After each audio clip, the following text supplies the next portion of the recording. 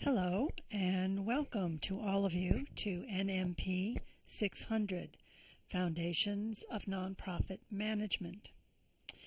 This is week 1 of NMP 600 and I am Christine Crofis and I will be your instructor for the next 8 weeks for NMP 600.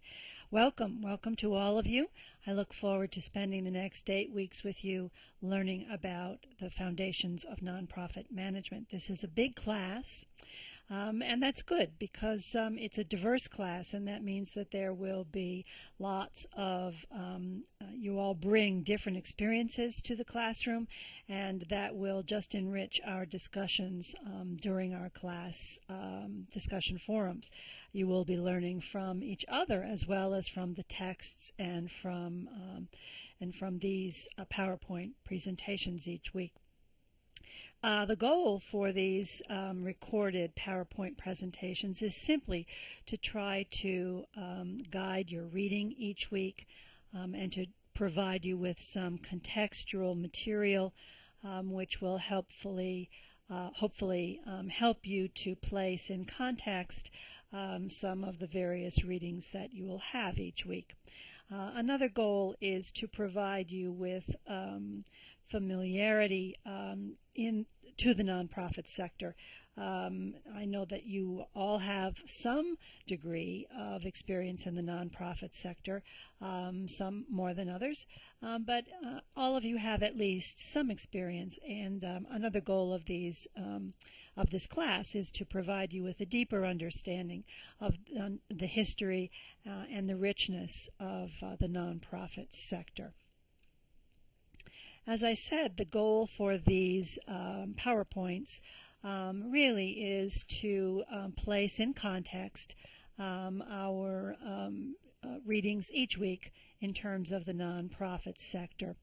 And the size and the scope of the nonprofit sector is really quite impressive, and I think you will find it to be broader than perhaps you first realized. We'll also be covering a very brief history of the nonprofit sector in the United States, specifically during the course of NMP 600.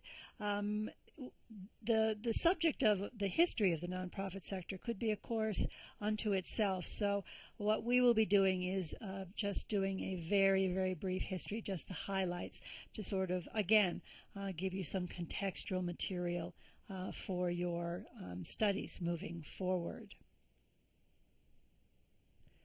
So let's take a quick look at one of the theories about how society is organized and how nonprofits fit into the overall scheme. The source of this particular theory is from Peyton and Moody, which if you go on to take NMP 621, which is Fundamentals of Strategic Fundraising and Philanthropy, the Peyton and Moody text will be one of the primary texts for that class. You'll see that they talk about the society as being divided into 3 sectors: government, business, and philanthropy. You'll notice that they refer to it as philanthropy as opposed to the nonprofit sector. Within the government sector, you have public actors searching for public goods. Within the business sector, you have private actors searching for private goods. And within philanthropy, or the nonprofit sector, you have private actors searching for public goods.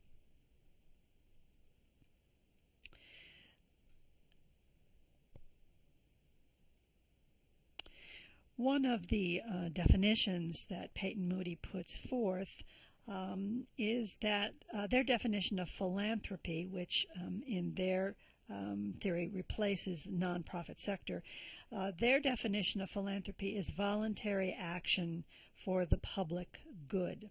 And we'll come back to that later on.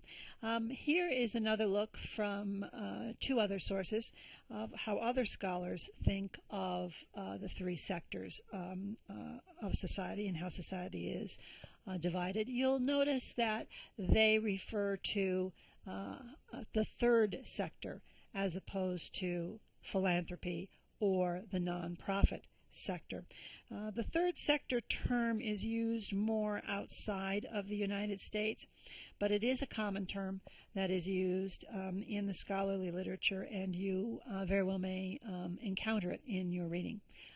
So take a look here where you see that Douglas refers to government, market, and the third sector, and the defining idea of government is authority. The defining idea of the market sector is exchange, and the defining idea of the third sector is voluntary collective identification, whereas Najam refers to that third sector as shared values.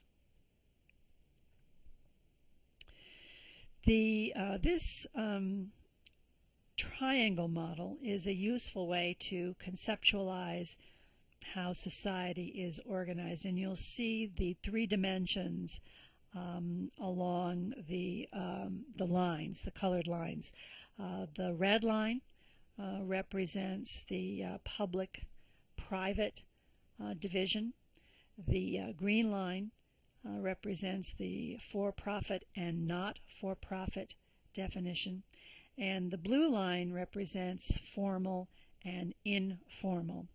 And along those dimensions you will see four different sectors: the for-profit or business sector, the public sector or the government sector, the nonprofit sector, which includes voluntary associations, and the informal sector, comprising basically anything else, but mostly family and other intimate relationships. Now, while useful, this model doesn't account for complex dynamic relationships between the sectors.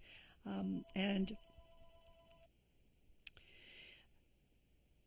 currently there are several blended forms of these sectors. There's an emergence of these blended forms, such as public-private partnerships or social entrepreneurships, another good example of one of the blended forms.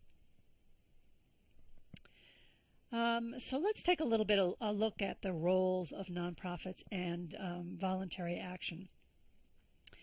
Service delivery, which equals service providers, and this would encompass education, health care, social services, cultural, entertainment, employment training, low-income housing, emergency aid services, and others of that nature. And then there's the all-important advocacy role, which means drawing political attention to addressing social problems, or protecting basic human rights, giving voice to social, political, environmental, ethnic, and community interests and concerns. And the advocacy role is very important. The expressive role, which is the vehicle for expression of sentiments and impulses. Most artistic, religious, cultural, recreational organizations would fall under this particular role. Community building, which social capital, the bonds of trust, reciprocity that teach norms of cooperation in economic and political life. That would be an example there.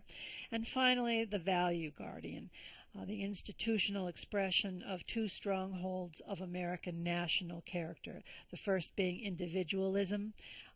You are free to act on matters that concern you. And solidarity, that we have a responsibility to others and to our communities. A basis for thinking systemically, but also not perfect. There are many blurring of the lines here. So what connects nonprofit organizations, according to Frumkin, are three essential characteristics, and you'll find this on page 3 of the Frumkin text. Number one, they do not coerce participation.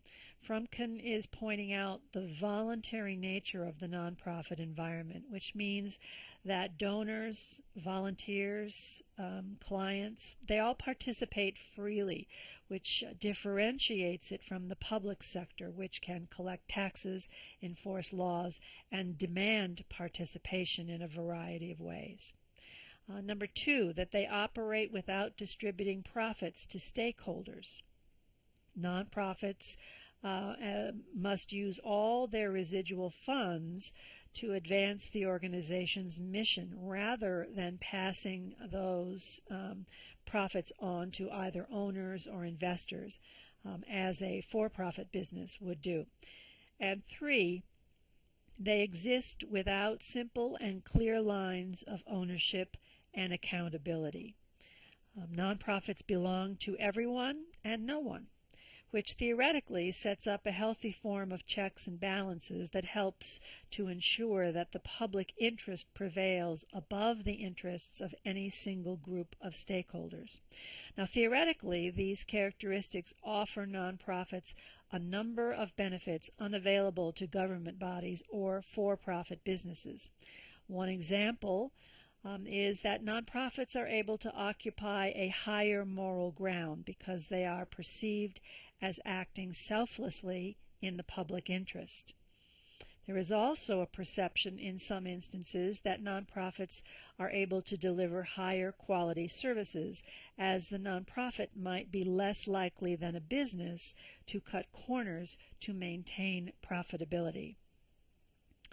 In reality, though, each of these characteristics can be challenged, and many exceptions exist in day-to-day practice.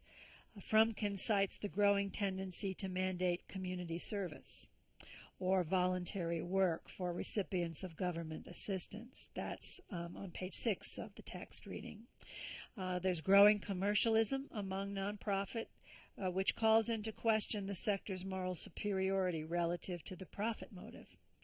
And most nonprofit professionals are well acquainted with the difficulty of balancing the interests of major donors who don't own the organization, but can exert considerable pressure on its direction and its effectiveness.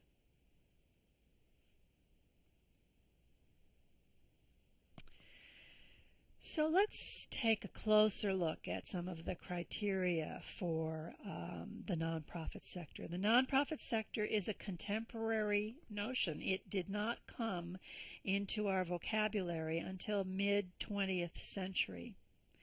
The Nonprofit Tax Code, which was created in 1954, defined nonprofit organizations as having key characteristics.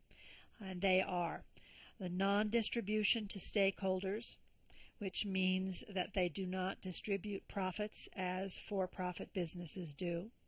They have a voluntary governing board.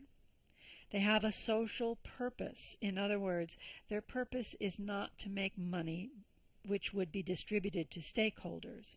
They are formally organized but privately constituted. And finally, they are self-governing. Although sometimes confused, philanthropy is not the same as nonprofit. Philanthropy includes motivation and actions of giving. Of course, philanthropy can happen within nonprofit organizations. It is not confined to formal organizations.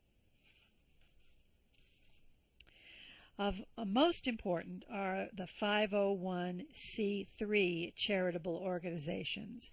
I have a feeling that this is the type of nonprofit organization that most of you are familiar with. These are organizations that are organized for religious, charitable, scientific, or educational purposes. Most of the nonprofit organizations that you are familiar with are likely to be 501c3, such as the Salvation Army or the Indianapolis Children's Museum, for example, Only 501c3 designated organizations are eligible to give donors a tax write-off for their donations, while all the other organizations have the ability to accept donations. Donors are not eligible to write off those donations with a tax deduction. 501c3 organizations are also prohibited from lobbying the government, and we will read more about that later in the class. The IRS list of nonprofit organizations is actually very, very long and includes 28 different types of organizations, and here you see just a few examples. Most important are the 501c3 charitable organizations. As I've said, only 501c3s are eligible to give donors a tax write-off for their donations, and while all the other organizations have the ability to accept donations, donors are not eligible to write off those donations with the tax deductions. Most of the nonprofit organizations that you are familiar with, as I've said, are likely to be 501c3s. 501c4 organizations are the second largest category. Civic leagues, social welfare organizations, and local associations of employees. Now that might sound like a vague description, and it is. The important thing for you to remember about 501c4s is that they are allowed to participate in political activity. You may have heard about 501c4 organizations in the news lately because it is often this designation that political organizations use to raise unlimited funds for campaign spending. Most nonprofit organizations with gross receipts of more than $5,000 per year are they're required to register with the IRS. However, most religious-related organizations such as churches, synagogues, and mosques are not required to file, although many do. Small grassroots organizations also may not be registered. The graph here shows is limited to the number of 501c3 organizations. You can see here that nonprofit organizations have steadily grown over the years, but the actual number of nonprofits dropped from 2010 to 2011, and this is because the IRS dropped organizations because they failed to file tax documents for 3 consecutive years. They seem to have done a little house cleaning. But most of those organizations are assumed to be very small and or they were already defunct. The nonprofit sector, including volunteer time, equals 10% of the U.S. economy. Financial assets alone of the nonprofit sector equals 7% of the total U.S. economy. So this is indeed a sector worth studying. If this set of organizations were a nation, its economy would be larger than all but about 10 national economies. It would be larger than those of Australia, India, Mexico, and the Netherlands. If we were to add the volunteer labor that these organizations utilize, the total economic activity that these organizations represent would rise by another $80 to $100 billion. Take a look here at the various subsectors of nonprofits. You'll likely notice that human service organizations are by far the largest. Human service organizations include organizations like Wheeler Mission, food banks, etc. Education is the second largest subsector and includes private schools, other types of educational nonprofits like School on Wheels in Indianapolis, and organizations that support higher education, for example, the Indiana University Foundation.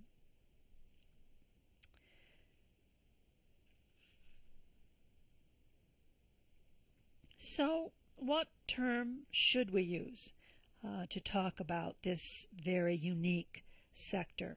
It's often defined by what it's not instead of what it is.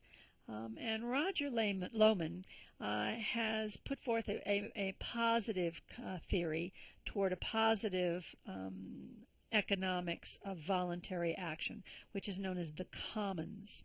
Frumkin uses the term nonprofit and voluntary sector. It's not perfect, but it's broad enough to encompass both formally constituted and informal groups acting privately for the public good. So that's the term that we shall be using moving forward, the nonprofit sector. Here are a few common definitions of philanthropy. Let's talk just a little bit about philanthropy. The definitions, though similar, vary. Salmon's definition encompasses only the actual act of giving.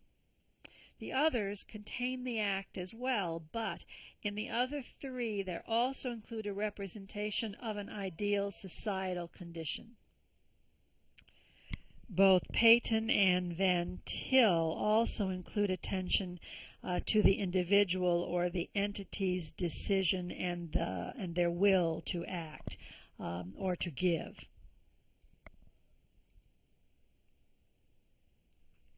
So what does the nonprofit sector look like in the United States? You can take a look here. This is the source of this material is the Giving USA. This is their study from contributions made in 2012, which was published in 2013, and you'll see that the total charitable giving by American individuals is fully 72% of the total contributions. $316.23 billion. 72% of that came from individuals. And if you take into account that most, if not many, foundations are small private family foundations representing individuals and bequests, which for the largest part come from individuals, you can see the significance of individual giving in the United States. In America's nonprofit sector, Lester Salmon says, the task of comprehending the nonprofit sector is further complicated by a widespread failure to recognize the important distinction between philanthropy on the one hand and the private nonprofit sector on the other hand. In many accounts, these two terms are treated interchangeably when, in fact, one is really just part of the other. And here you can see, again from the Giving USA report on giving in 2012, you can see what the breakdown of the recipients of the philanthropic activity in 2012. The largest of which here is 32% went to religious organizations, and the next largest is 13% going to educational organizations.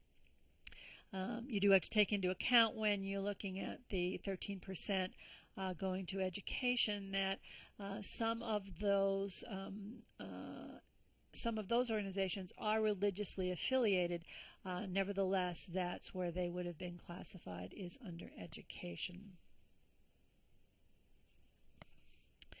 And here again is a breakdown of the total giving from 1971 to 2011 in billions of dollars. And you can see over this 25-year period of time the consistent rise. There was obviously a decline during that late 2008-2009 period with the recession, but it is now on the rise once again.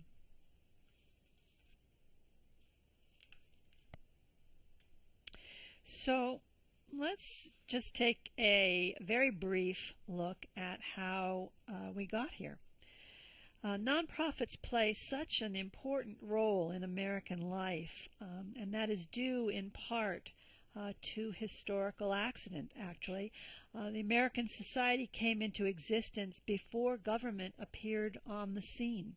Frontier settlers therefore had to find ways to provide needed public services for themselves without the aid of a pre-existing governmental apparatus, and they did so by joining voluntarily with their neighbors to create schools, to raise barns, build public facilities, and many, many, many other things. One cannot fully appreciate the nature of contemporary nonprofit organizations without understanding the influence of early British laws, and specifically the Statute of Charitable Uses and the Poor Law passed at the end of the reign of Queen Elizabeth I in 1601. These laws, which served as guidelines for the early colonists, supported the notion that religious institutions should be supported by taxes and that the church was principally responsible for education and social services. So, therefore, activities which were later assumed by what we now know as nonprofits were originally carried out by established and tax-supported churches and church agencies, which literally served as agents of the government.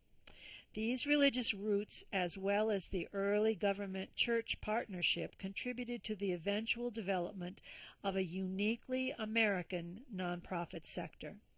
Even though the colonists diminished the role and power of the established church after the American Revolution, you can still see evidence of these early influences in the characteristics and the features of contemporary nonprofit life. For example, complex service partnerships between government and various nonprofit agencies, or the existence of many faith-based nonprofits, and the recent increased reliance upon these organizations. In Europe at the time, missionary enterprises flourished, and there was a revival of interest in charitable works, and all kinds of organizations established for charitable works were created at that time. In England specifically, the development of a tax-supported poor relief, the 1602 Elizabethan Statute of Charitable Uses specifies which charitable causes could be legally endowed through trusts, including the aid of the poor, the care of veterans, the nurture of orphans, advancement of learning, and the promotion of religion. In many, many ways, this informed the IRS nonprofit tax code of today. The 1602 Act was issued from a parliament determined to maximize the amount of private monies available to promote social welfare, sparing the state from having these expenses. The statute not only defines charitable uses, it also announces the state's prerogative to police an early semblance of the nonprofit sector. In the New World, the English brought with them this rich tradition of self-governing institutions, essentially associational forms of collective action, such as townships, which are the basic political building blocks, churches, and even colleges, such as Harvard, which was established in 1636, or the College of William and Mary, which was established in 1693. Charitable and educational activities that had primarily been the responsibility of the church in England were parceled out variously in the colonies. In Virginia, as in England, for example, parishes took care of the poor. In New England, these responsibilities were exercised by municipal authorities. In larger cities, such as New York, Boston, Philadelphia, city governments operated specialized facilities, such as almshouses, which they would care for the dependent and the disabled. But please remember, even though we are focusing here on British influences, it was not the only country present in the New World. What is now America was the object of rivalry between several European powers. Spain, France, the Netherlands, and Sweden all had colonies in the New World. This included a variety of British settlements, most of them initially ventures by private trading companies, and they occupied the East Coast between Maine and Georgia. New York, for example, or New Netherlands, was founded by Peter Stuyvesant and the Dutch West India Company.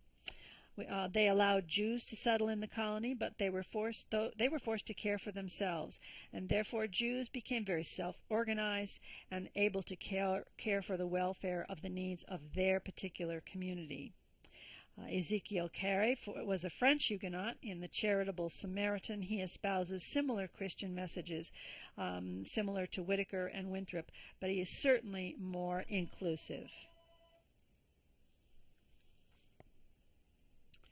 So let's fast forward about 100 years to the Civil War, and the important takeaway here is that during this period of time, philanthropy becomes organized specifically by women. In the photo that you see here, there are nurses and officers of the U.S. Sanitary Commission, and this picture is taken in May of 1864 at Fredericksburg, Virginia.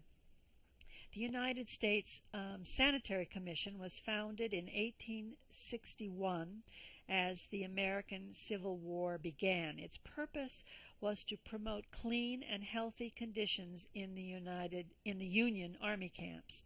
The Sanitary Commission staffed field hospitals, raised money, provided supplies, and worked to educate the military and government on matters of health and sanitation.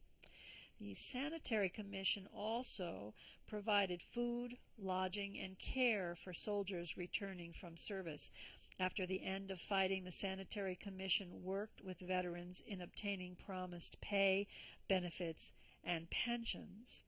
After the Civil War, many of the women volunteers found work in jobs often previously closed to women on the basis of their Sanitary Commission experience. Some, expecting more opportunities for women and not finding them, became activists for women's rights. Many returned to their families and to traditional roles as wives and mothers. But during its existence, the Sanitary Commission raised about $5 million in money and $15 million in donated supplies. And as you're thinking about those numbers, please remember we're talking about 1864 here. There are many changes in the late 1800s, social changes. They are fraternal or mutual benefit associations, other associations of the day, political, labor unions, in which people came together based on individual characteristics, professional circumstances, or other shared experiences. These organizations were so popular in the late 1800s that it is called the Golden Age of Fraternity. That's really true of all of the 1800s, but especially the later 1800s after the Civil War and into the early 1900s. So what was happening in society that led to this boom in this kind of fraternal organizations? Well, there was an increased population. In 1870, there were 40 million, as opposed to in 1900, there were 76 million. There was a massive wave of immigration. There were 9 million immigrants between 1880 and 1900. The population was ethnically diverse, and many African Americans migrated to the north. 32 cities in 1900 had 10,000 blacks. Many could not get jobs in factories. They mostly served as domestic and personal service jobs. The urban population growth was significant. There were poor living conditions in the inner city among working class. The population of growth outpaced the housing growth. The inner cities were plagued with poverty, disease, and crime. And the government was still very small by our standards. People disagreed on how much government should assume for poor relief. Many people still believe that anyone can escape poverty through hard work and clean living, and that the government should not have that responsibility. During this time, many small groups of people created mutual benefit organizations in order to solve some of these social problems. Mutual benefit is often thought of as the opposite of the large bureaucratic institutions. The definition of organizations that are established primarily or exclusively to serve the members of a particular group of people or organizations. That is the definition of a fraternal organization. The historian David Beto argues that, quote, the self-help and informal neighborly arrangements created by the poor themselves dwarfed the efforts of formal social welfare agencies, end quote.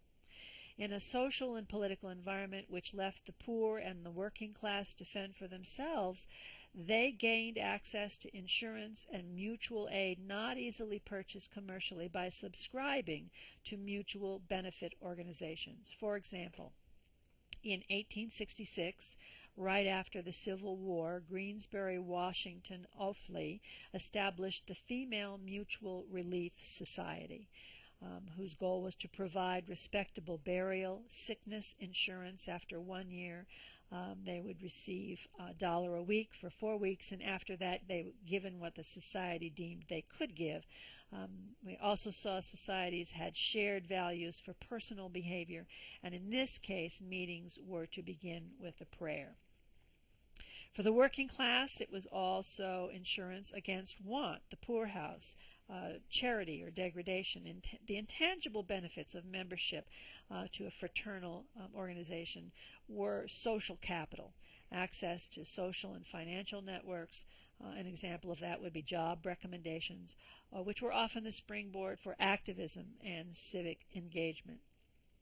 Peabody and Carnegie epitomized the emergence of scientific philanthropy at this time, or a movement away from charity, in this case defined as immediate relief, away from that to a business-like scientific approach to solving the root causes of complex social problems. And we will talk more about this when we discuss charitable foundations. So now let's fast forward to the 20th century and the many forces which have contributed to the enormous growth in the sheer number of organizations that currently enjoy nonprofit status.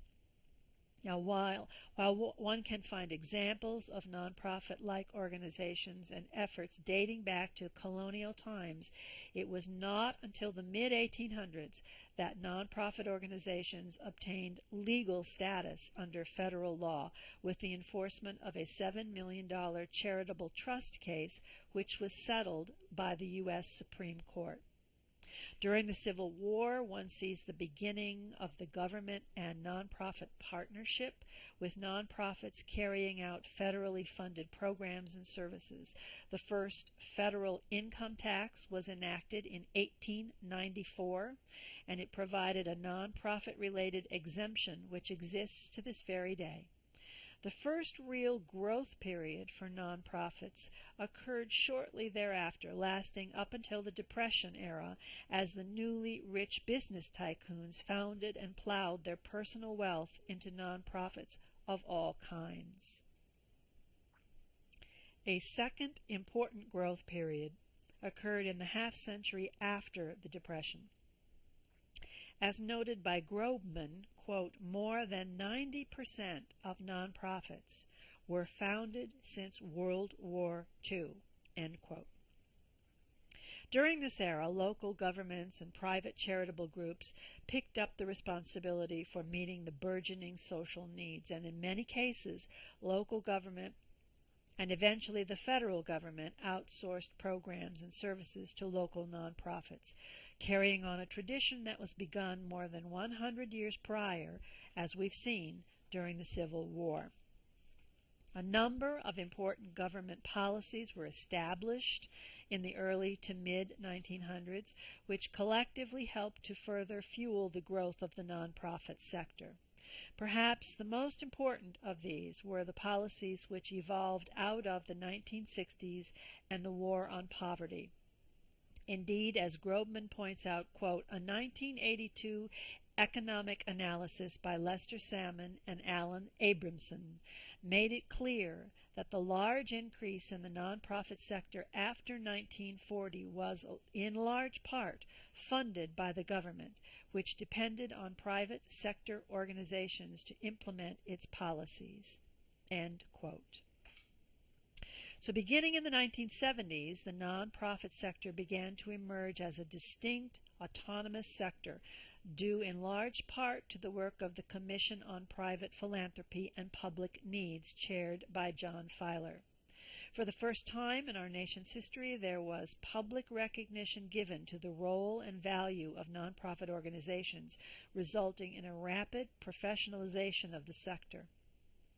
In the years following the release of the Filer Commission report, we saw the establishment of the Independent Sector, which is a national trade association which promotes and advocates for the work of nonprofits in Washington, D.C.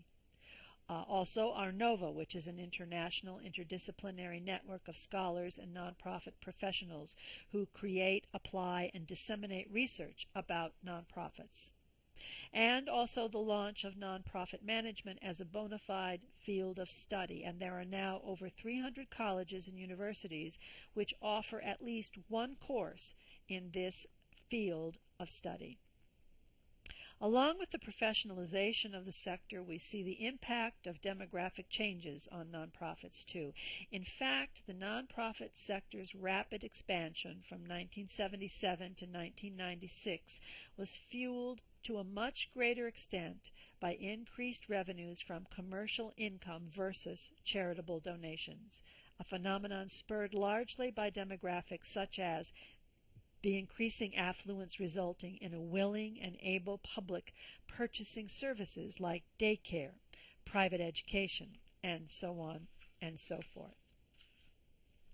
So, I will stop there and apologize for the length of this first recording. Subsequent PowerPoints will not be this long, but I did want to sort of set the stage. So let's take just a quick look forward at week 1. You have your APA writing assignment, and I did give you the instructions for that in the pre-classwork as well as in the week 1 classwork. Please take a look at that assignment early in the week. Do not wait until late in the week to do it, because it involves submitting a first draft of your assignment to Smart Thinking, and that getting their feedback can sometimes take as much as 24 hours.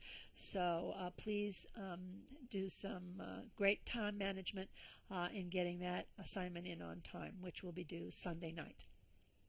Looking ahead also to week 2, you will have your first skill building assignment, and there will also be we'll be doing a jigsaw assignment for the salmon reading in week 2.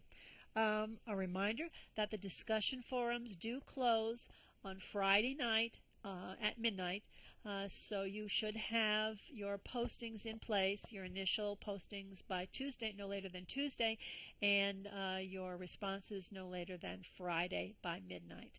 I'm looking forward to working with you all. If you have any questions, please email me. Send me a message through Canvas, or you can always call my cell phone, and that number is 845-380-0155. I look forward to working with you all. Thanks, and have a great first week.